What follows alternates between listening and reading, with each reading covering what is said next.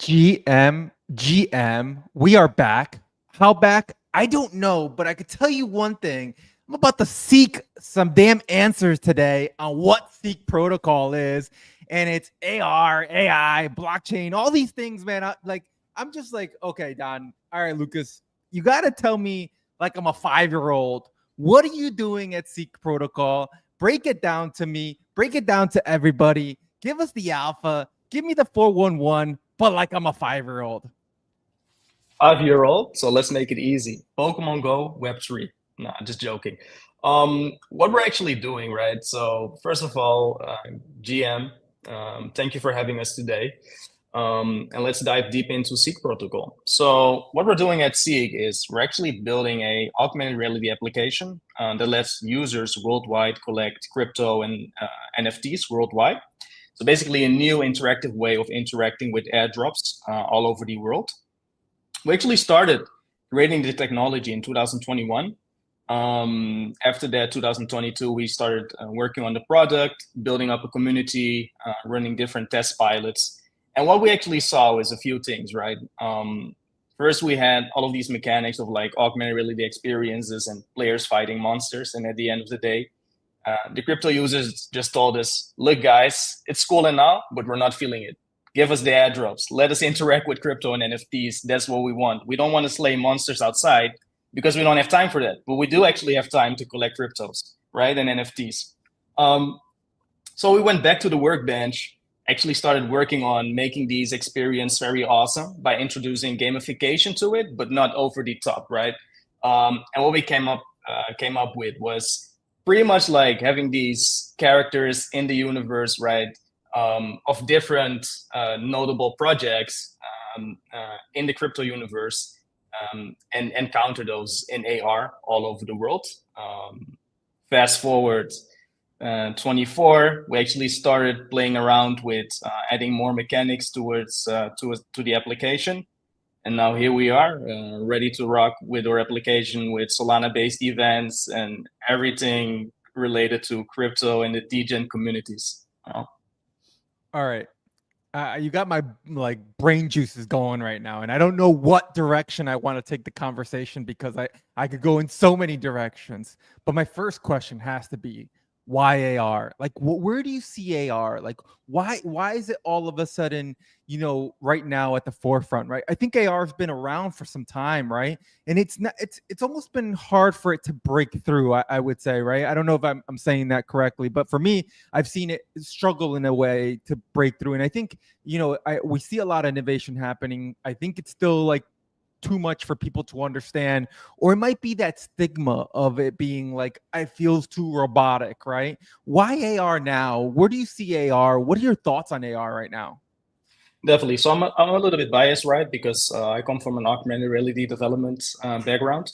But what you're saying is pretty much on point, right? Back in the days, like let's say 2016, 17, there was not really any demand for AR tech, and it slowly started creeping up on people. But the issue was is that AR always, in my opinion, often looked very corny. And what that I mean is like, for example, you would see something in AR, but it would look very fake, like the graphics would not be on point. It would just not be immersive. And I feel like a lot of AR providers struggle with that. It was more of like a gimmick, right? Oh yeah, we're gonna work with this brand and we're gonna drop it in AR.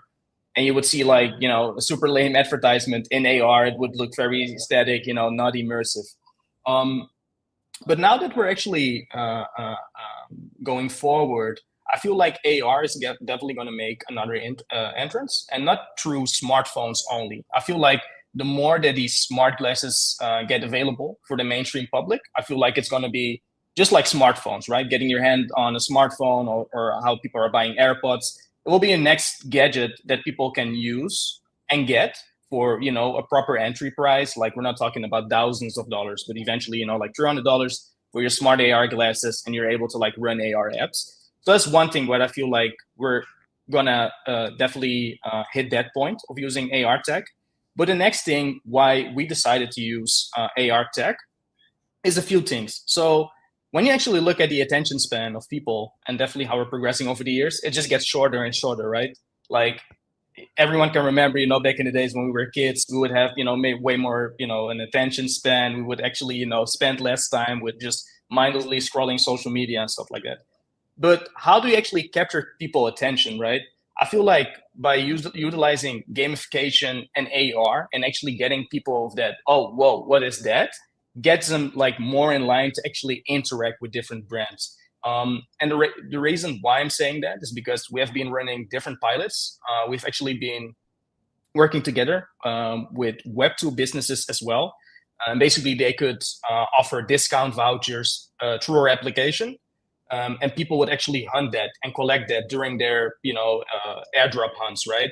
And what we actually saw is that foot traffic started increasing for these businesses because people would see something and see like a cool animation and everything and look very immersive and see like, hey, discount voucher, oh cool, I'm actually gonna claim it, I'm gonna get it, and I'm gonna actually go to the store and use it.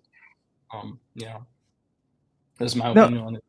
yeah, man, I think like it's cool to hear it from your perspective, right? As you are building in this space and you are building for that vertical. And I think like for me it's just again understanding it better, right? Understanding, I think like education is still very much a missing aspect of it, not only in Web3, but especially for what you're building, and then even going further right into gaming, right?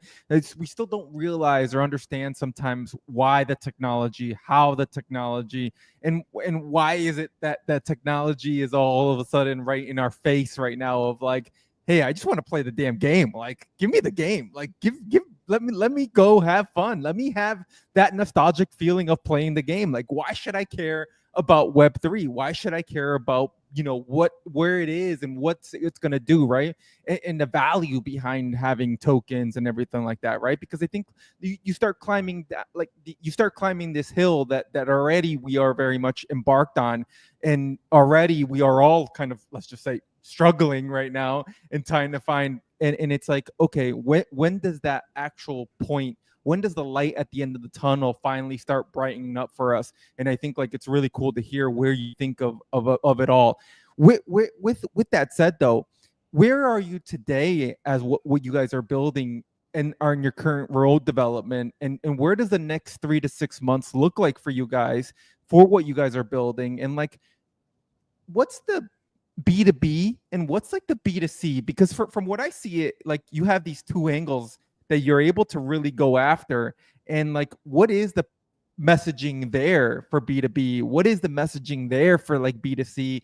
And like, what's that vision from your standpoint? I'm definitely going to let Lucas cover this.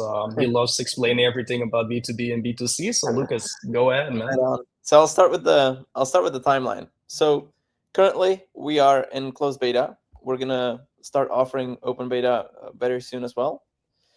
And you can already see examples of our gameplay all over our Twitter and our website as well. Now, when it comes to essentially B2C, B2C is players get to interact with the app. They get to interact with different projects, collect tokens, collect NFTs, and collect other rewards like vouchers, etc. Now, it's very simple. For the B2B side, it's where it gets really interesting, because now other projects, Solana based or not, can come into Seek Protocol and essentially deploy their assets inside of the CKR app through our proprietary tool called Seek Panel. Now, this essentially means that they can deploy custom augmented reality campaigns and select specifically where they want their assets to be deployed, at which rate, etc. So, for example, if it's a meme coin, they can now add utility to that meme coin by letting their existing community to interact with the token in augmented reality. They can also get discovered by our own audience and essentially grow their community that way as well. For Web2 businesses, obviously they're essentially mostly tied to a specific location. So Web2 businesses can use the tool set that we provide and launch vouchers in their specific locations. Wherever, for example, if it's a coffee shop, they can specifically select where they want to drop the vouchers, in which cities and which locations and which streets, etc. So that's where it gets really interesting when it comes to essentially allowing and empowering Web 2 and Web 3 projects as well. Obviously, it's a no-brainer for Web 3 games. If they want to acquire new users, they're brand new on the block. If they want to attract Web 3 gaming audience, they can do that directly inside of a Web 3 gaming app, which is CKR as well. So that's where I think this starts to really make Lucas, sense. I think you are already inside of the AR, like somewhere in AR right now, because like Don and I just hear the audio and you're completely frozen. So whatever dimension you are in, I think we need you to come to the actual live stream that we're in. So while Don and I will continue conversation, I'll bring you down. Do me a favor, close all your tabs, close everything you have, because your internet it's not allowing you to get the full live stream, and come back on and I'll bring you on. All right. Right on. All right. All right, Don. Well, I let Lucas leave and come back. All good. We'll wait for him to be in our show and not in the show that he's in now. Look, I think Lucas brought up some great points about like, hey, how he's viewing it, how he's seeing it, and all that stuff. I think that like for me, it's still very much of like, how are we able to put this in people's hands? Like, how are we able to put this in developers' hands? How are we able to really kind of bring this to the forefront or to the light of where it is? What's your thoughts there of like, how do you help others say that the tool is here, that the tech is here, right? Because I think that's just like a very big thing right now. It's like, hey, I think Web3 game developers are at a very much disadvantage sometimes when building games, because they're building the games and then they're also building tech to understand, like, you know, hey man, we're gonna launch on here and there's a token, it's got to integrate all this stuff, right? So I think like for everybody there, it's like, where do you see that kind of messaging for? Is there white glove service almost, I want to say, right? Yeah, good question. Yeah, first of all, I think it's a very interesting, topic, what you just mentioned, especially with, Web3 game developers. And one issue that I see, definitely with Web3 game development is, the thing is, if you're actually building a game, right? For example, it's built in Unreal Engine, it's a heavy game, then your core audience are going to have to be players that, are playing, computer games and actually have that interest in, Web3 tech. And what we've seen, over the years, because I've closely been, following what the evolution of Web3 gaming, is that first, games started out with solely focused on the crypto, right? Like they did not focus on the game. Everything was about just the token, and capitalizing on it. Then afterwards, we actually saw the space growing and game developers actually utilizing Web3 technology in a later state, and just first focusing on actually having a great looking game, having great mechanics. But what I think, in my honest opinion, I feel like we as Web3 game developers, we can target many more users by actually focusing on mobile devices, or at least having that component of like cross-play gaming, because everyone has a mobile phone, right? But not everyone has a good computer to run, different games. And I feel like that's definitely something very important. Now, the next thing, how we actually focused on acquiring our audience and growing our user base is through a few mechanics. So first of all, we have actually created a tool that projects out of the crypto space, let's say you're a gaming project, you're a meme coin project, an NFT project, whatsoever, you're able to actually deploy your assets through our tool worldwide, no matter what, right? And the cool thing about it is, for example, let's say you have your project, it's based on a QDog. Let's call it QDoggy. If you want to deploy QDoggy in AR, add that gamification aspect to it, get your community to join the scavenger hunts, you just go to the tool, drag and drop your logo, and you drop it, boom, scavenger hunt created. But what it actually does is it brings other people to also engage with your community and with your project, right? Which in terms, it's a win-win situation, because for a project, you actually add that gamification aspect towards your own project, get people to participate. For us, it's a win-win situation as well, because we get actually more users, because now the QDoggy community is also activated in becoming a user of the CKR application. That's kind of like my opinion and how I envision, like really scaling up that user base. Yeah. Like, you make me start thinking of a $1 million question here, right? And the $1 million question is, why utilize blockchain then, right? Because I mean, essentially, you could really do this in Web 2, right? But what is it of blockchain? Why is it Solana of all the blockchains, right? Why is it that you're here? Why is it that what are you exactly envisioning even further as the future is progressing, as we have this magic 8 ball of like where we think, you know, the future is going with AI, and we're seeing it unroll right in our face, and it's like it went from, you know, one day AI chat GPT to now like every single damn commercial on TV, you go to like billboards, everything now is AI, and it's like holy crap, it's definitely happening. It's at a rapid speed. Why blockchain? Why Solana? Where do you see that? Yeah, definitely a good question. So here's going to be a little bit of my degen side, right? So first, why blockchain, right? Why such an app? Not and why not Web 2? So first of all, if we would do this in Web 2, it would kind of be like Pokemon Go with discount vouchers. But with blockchain, we actually go a little bit of the degen route as well, right? Like the thrill of like interacting with the most, you know, like dank memes worldwide. Like it just gives that thrill of like an adult version of Pokemon Go, being able to like actually acquire airdrops. But here's the next step. And please tell me if I'm sounding crazy, but let me explain you what we're actually doing. You sound crazy. I love it.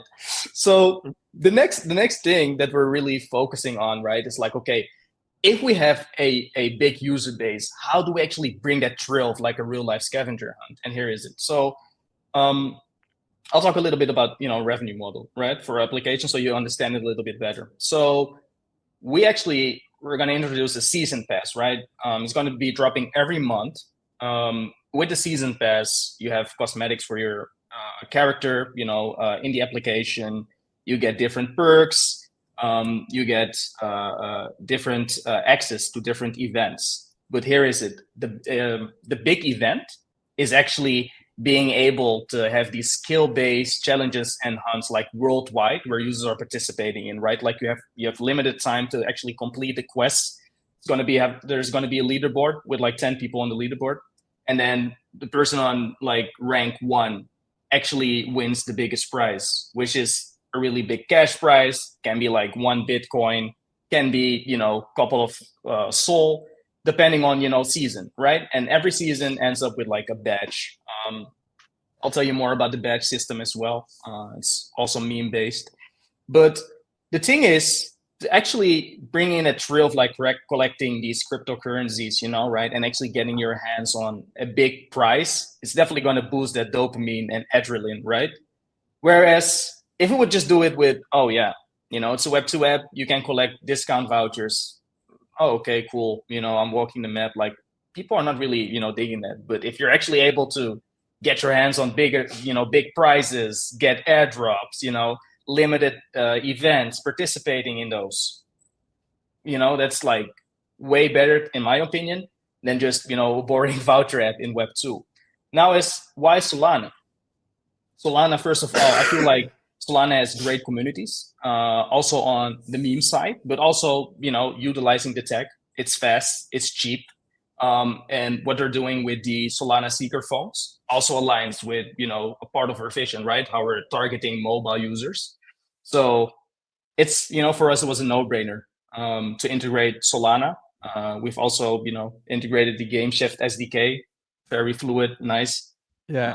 I have to ask a dumb question, and since you gave the crazy statement, I could follow up with a dumb question. Did the name Seek Protocol come out because of maybe the Seeker phone? Is there a coincidence there? No, actually not. But you know what's funny? So we were talking about our app, right? And you're seeking right outside, like you're seeking these treasures, you're seeking these, you know, different airdrops, and we're thinking like, okay, let's think of a name. And we were talking, oh yeah, Seek Protocol. And we're like, okay, but we have an augmented reality application.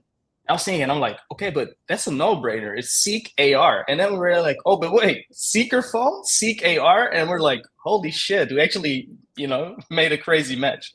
But it's a total coincidence. Yeah. Yeah, no, man. Like I said, I had to follow up with it. Look, I think it's really cool to hear where the product is, the roadmap, your vision behind it, like what it looks like, and again, why you guys are here, right? I think it's always important to hear some of these things from a founder perspective, and to share with communities and those that are looking to like learn more about what you guys are doing and where you guys are.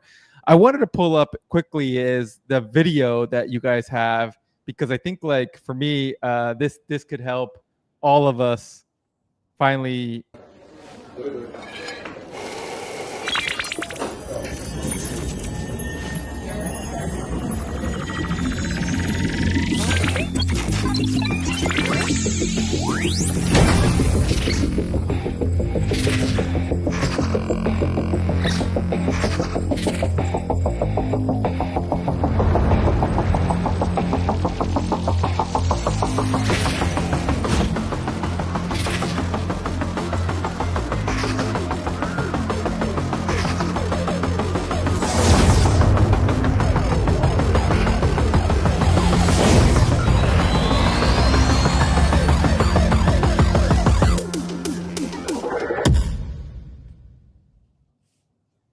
Yeah, man, that's a kick-ass commercial, and shout out to whoever made that. Make sure you buy him a drink or give him an extra, you know, seek, But look, I think that really just puts it all together, right? Like it finally puts it all together because I do believe that that's exactly where things will be going. Actually, like it makes me like kind of have this question to you, and I think like I'd love to get your take on it. Is the East versus the West, right? It's a very big thing that's always talked about in marketing and adoption and everything. And it's like, hey, East adopt this, West will adopt this. Gaming in one sector is called GameFi, the other sector it's called Web3 gaming. Blockchain gaming, like all of this, right? And I think like for what you just showed, I think that's almost already happening, especially if you look at a lot of the markets and you look at where things are going. Whereas, in other markets, it's just slower to adopt, slower to work with. Is that true? Do you see that as well? And does that help you be able to say where you want to target, where you want to grow, where do you want to start to have that extra, let's say, boost in what you're building? Yeah, I think that's a good question, right? First and foremost, also, what you're saying, like sometimes they call it Web3 gaming, sometimes gamification. And I feel like for us, what is, has created the vision that we have, and also on, the topic of like, okay, how do we actually push this forward, and not really, like struggle with acquiring users is like, I feel like we are introducing gamification elements, right? Like also, if you look at the application we have, it's not a full-fledged game. Like it's not that you can call it, full-on mobile game, because what's the difference between a full-on mobile game? It's all about, a game, you have a character, or you're playing Flappy Bird, whatever. Whereas we try to integrate these real life things and combine them with these gamified elements, right?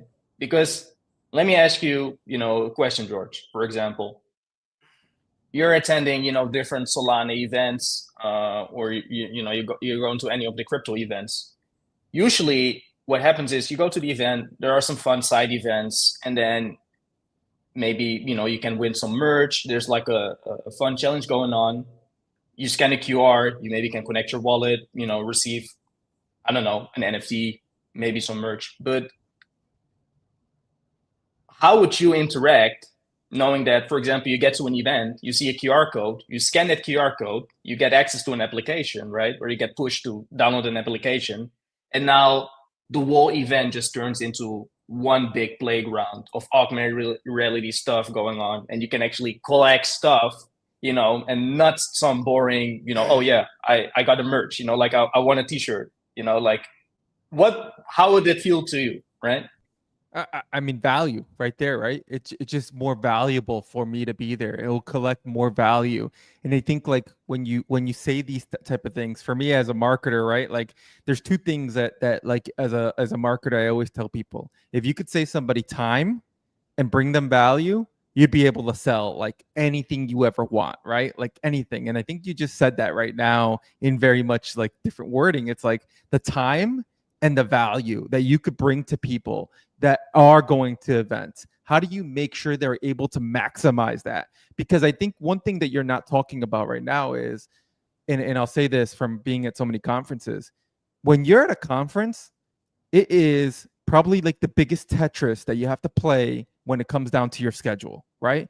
Jorge, you got to be here. Jorge, you got to be there. You got to go to this event. You got to go to this dinner. And then after this, the after party and everything like that.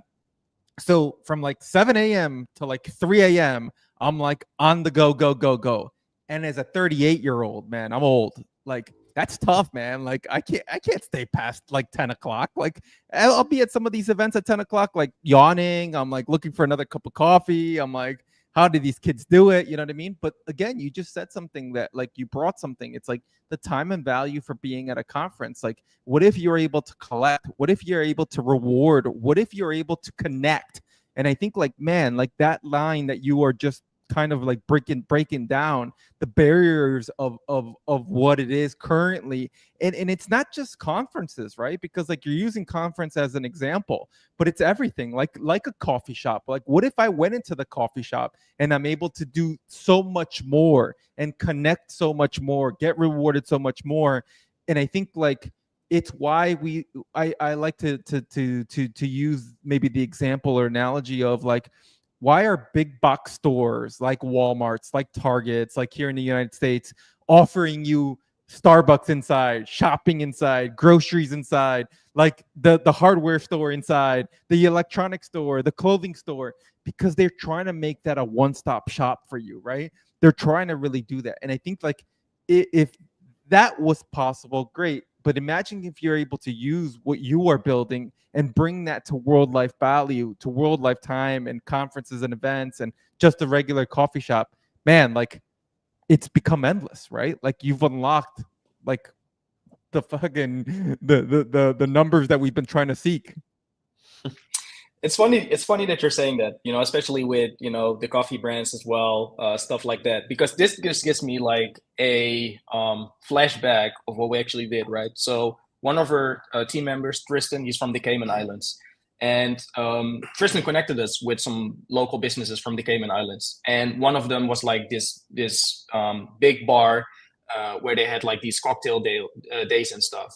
And then users, they would actually download their application. There would be like scattered like cocktail coupons like scattered on the islands, and they could get like 2 drinks for the price of 1. And what happened was just insane. Like a bunch of drunk people like walking on the islands and actually claiming these cocktails. But what it did do is it actually brought foot traffic to that location yet again, right?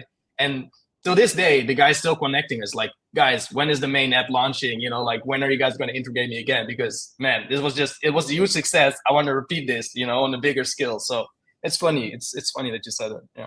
Yeah, man. I think again, like, I see it, right? I see the vision. I see what you guys are building. It's really, really cool. It's why I kind of definitely said like, hey, we got to get you guys on the show, because like we need to figure out how to break it down, right? What's the messaging, the partnership messaging? Maybe might be even a Lucas question here, and it's like, what is the exact like messaging you are trying to send on a daily basis, and what is the messaging to Web3 versus Web2? Like, how do you differentiate that, right? Because essentially, like, I think what you have here doesn't have to have the Web3 like blatantly in my face, right? And I'm not saying that's a bad thing. People will like to haunt me on socials when they're like, Jorge, you're not a Web3 like maxi. And I'm like, I am a Web3 maxi, but I know that in order to get to the mass, in order to get to like my mom and dad or my grandmother to understand what the hell I'm doing, because till this day they still don't know what the hell I do for a living. They think I just sell fake internet money, and I work in fake internet money. And so in order for me to connect to them, I have to be able to show them exactly, hey, how all this stuff works. What is that messaging you have for like Web2 users versus the Web3 users? So I hope the internet's working fine now. If not, just we're just gonna bear with it, bro. Just at least the audio is coming clean, so we're good. But whatever reality you're living in, like after this, like let us know if we could join you. God no. Well, I'll carry on then. So I would want to come back also to what Dan said before, and the way I think it's very good to think about Seek Protocol is to think of it as a platform, right? It's a platform where people can essentially use it as a way to present their either a Web3 asset or a completely Web2 asset as well. And the more I think about it as a tool itself, I think that's where the possibilities are really becoming endless. When it comes to the messaging itself, or like when we talked about a little bit of the tribalism and people sort of calling themselves sort of in different niches and choose different categories for different in Web3, right? We essentially can cater to whether you're in DeFi, whether you're in GameFi, whether you're a meme coin as well, right? So this is, I think, where the real power comes in. And obviously for the Web2 businesses or projects, it really comes down to increasing foot traffic. It really comes down to spreading the word. Obviously, it can be a multinational, some conglomerate that could use the feature to distribute vouchers for hotels, or it could be a small coffee shop in just one location. Really, the possibilities are endless, and yeah. Yeah, no, I again, like, just trying to understand that aspect of it, because I think, like I said, you know, it's getting to have everyone understand what it is that we're actually doing sometimes. Because I'll say this, man, I say this all the time. Blockchain is just not sexy, right? Like, it's not something that, like, people are like, oh my God, yeah, right? I mean, you look at Samsung Pay and Apple Pay, right? It's like people understood it after, and when you just used Apple Pay and Samsung Pay, but it's actually NFC to technology behind what's powering it, right? And it's like, okay, what are we gonna have that's gonna help people be like, oh shit, blockchain, oh what? This is Web3, this is Solana, oh my God, right? And so we're getting there. Look, I think, like, really awesome conversation with you guys. Appreciate you guys being on. What's been, like, the entrepreneur advice that you would give us, Don, from building Seek? What are some of, like, the things that you wish you knew before coming into Web3 or before even building this? What's been, like, an obstacle that you guys have had to overcome that, like, man, you know, it's not an easy ride to be in Web3?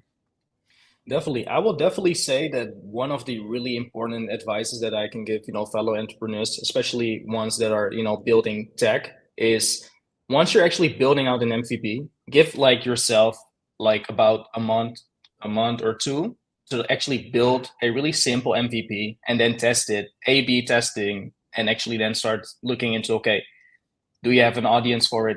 Do you have people that are interested in it? Because like one of my biggest mistakes was that we started building out the application, and every time, like this is an issue that a lot of other developers have as well, is that we just want to keep on adding features, right? And what happened was that we wanted to actually test it ASAP, but that started taking longer, and we just started adding like different features. Like, oh yeah, now we're gonna add monsters. Oh yeah, now we're gonna add flying balloons. Oh yeah, now we're gonna add this. Now we're gonna add, we're gonna add all of this random stuff because hey, we have time. And then what we've noticed is that the app completely lost its identity. Like people are asking, hey, what is this? Is this an application where I collect airdrops? Is this an application where I fight monsters? Is this an application where I build my own, AR base? Like we did so many stuff, whereas the importance of just quickly developing an MVP, testing it out, and then slowly expanding on the futures, right? I feel like that's very important.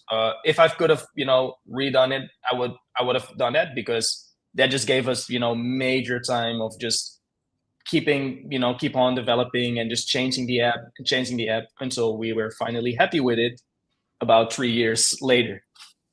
All the A/B testing you guys have done, what's been the biggest feedback from what you guys are building, from a win to a loss, right? Like what's been that feedback that like you guys have been like, holy crap, this is really cool, we got to keep expanding this, or holy crap, like they don't care about this, so like let's shelve this for now because like there's something bigger being brewed here, that the feedback has been just from the community, from the team players, from everybody just joining?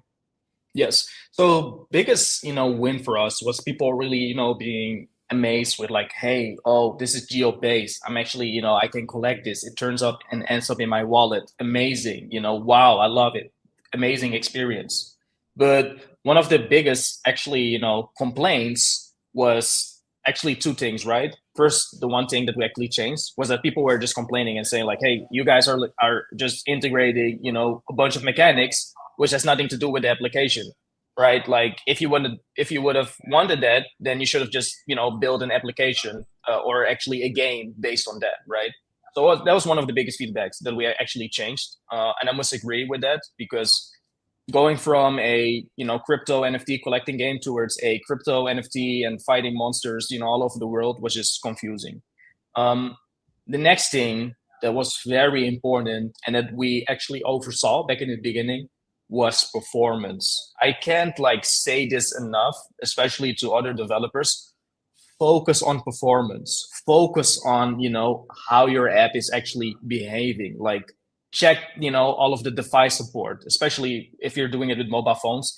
Man, Android development is such a headache because there are so many Android devices, each with their own specs, So from that perspective, I felt like we should have been focusing right from the get-go with the focus on performance and optimization, and we actually started doing that in a later stage.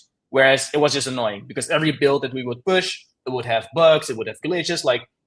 I'm telling you, man, some people were actually complaining and saying like, "Hey, my phone is like getting so hot, I can actually bake an egg on it." Like people were getting like their ears would almost like burn off. Like, man, is my phone gonna explode? Like, are you guys actually like secretly deploying like technology in our phones to like set up a major bomb attack? But that's the thing, optimization. So that was the biggest L, but we actually turned the L to a W. So. Love that, man. I really do it. And it kind of like makes me go into my last couple questions that I have for you guys is like the word metaverse. It's like one of those like cringe, one of those just words that like people are like, I don't know. But is this like our first step into the metaverse? Like, do you believe like this is like where we're going? Like and is it open world, right? Like I know everybody likes to use the word open world because more web 2 people are comfortable with it, but I mean like open world metaverse, same fucking damn thing, right? Yeah. I struggle so much with that word. Like when you said metaverse, I just I felt like my stomach just like turning around because I feel like that is such a corny concept. Like, why call it metaverse? Like, we're just talking about, either mixed reality, we're talking about augmented reality, and like, it was just such a hype back in 2021 where everyone was like, oh yeah, metaverse, like I bought land in the metaverse. And I was just looking at these people, like constant, like these live streams of people like talking about the metaverse. And I was like, guys, come on, like this is such a like why call it like that? The whole word was just lame to me. I was like, okay, so we have meta and metaverse. Like, why call it like that, right? So I'm such against that term. So man, just call it like virtual reality, augmented reality, mixed reality. I don't have an issue with it. Call it even spatial computing. I don't care. But please don't call it metaverse. Like it was such a hype. But to answer your question, I feel like this is definitely a step towards the right direction of full blown augmented reality, and especially when people are going to get their hands on AR glasses. I feel like after AI has finally like settled down a little bit because now everything is the AI hype, right? AI boom, AI this, AI that, which is deserved because it's definitely outstanding technology, and I feel like it's going to change our lives, maybe for the worse, maybe for the better. But after that, I feel like the next step is definitely going to be towards AR, true glasses, and having AI functionality as well. Like for example, you put up your glasses, you're traveling. Hey, now your AR glasses are actually translating the menu. So instead of like going to your phone, opening Google Translate and translating it from Japanese to English, now it's gonna like completely like you just look at it with your glasses on and it's translating it for you. Stuff like that. Like that's going to be super like it's going to be the basic, right? Like how everyone has a smartphone now, people are having these AR glasses. Do you think, like after today's conversation, for me, like, do you think that Siri and Alexa right now just got put on notice? Definitely. do you think that the AI agent is going to be able to pick my dinner and where to have dinner then? Man, it's so crazy. We have actually built a solution, right? I'm talking about we have an AI companion in the application, and we were like, okay, but hey, let's actually focus on the AI companion having its own application, and that's actually what we're building, right? It was a secret, but now that you're talking about it, I must just admit it. But what this application does is exactly what you're saying. Like it's location based. It grabs your location data, and it literally tells you like, hey, based on your mood, go grab some food there. Like it's good food. There's a lot of activity there. It's fun on Thursdays. Go there, right? But let's say your mood, like you're talking to the AI companion, like it's picking up the sound of your voice, and it sounds like, you're sounding a little bit down today. Well, you know what? Let's go do this. Go to a how do you call it, man? Go to a attraction park, like go ride some roller coasters, have some fun, let's cheer up your day. So eventually what it's going to do is it's just going to tell you like, hey, listen, you're either, if you want to eat this, like this is what you need to get and make this menu, this dinner, or go to one of the restaurants, get yourself some food. Afterwards, go get a gym session, cheer up, and so yeah. So you're describing what life will be in, like, what do you think, 3 years, 5 years? What's your time frame? Like, when do you think like this whole augmented reality will be just an everyday normal thing? Is it 5, 10 years? Like, what's your horizon on it? I definitely think 3 to 5 years, we're definitely like it's going to be the norm, like the entry is going to be super easy. People are going to use it. Hopefully, my mom as well. But yeah. Have you been invited to like Thanksgiving dinner? Because I haven't been to like a dinner in a couple of years after I told my mom to buy ETH at 3,000. Yeah, it just hasn't been the same. Me neither, man. Elon Musk, gets a hand of Secret AR. What do you think his first tweet will be? I think he's gonna say the metaverse is here because everyone is using that corny concept. Yeah. No, but I definitely think he would say, "Whoa, whoa." Love it. Hey, man, Lucas, give us the plug. Where do we find Seek Protocol? What's the website? What's the Twitter? How do we find you guys? How do I turn my notifications on? And yeah, man, what is the next 3-6 months? What's like that date that, like, I don't care if I'm going on vacation. I don't care if I have a date. I don't care if I have like my daughter's like anything coming up. Like, I need to make sure I'm like, yo, I got to be in front of the computer. Absolutely. So you can head to seekprotocol.ai. That's our website. From there, you'll be able to head to our Twitter, also our Telegram, and sort of the main date is obviously our approaching open beta, and I think that's the most exciting for anybody listening here, especially in Solana gaming, to actually be able to test this application, see what is everything that we've been building, what we've kind of discussed here. For the creators listening, it's obviously going to be the Seek panel, which is going to go live on our website as well, so seekprotocol.ai. And soon enough after that will be our TGE. So that's roughly Q3, and probably the full release as well of CKR, full-fledged version in the app stores and the Dep store on Solana will happen in Q4.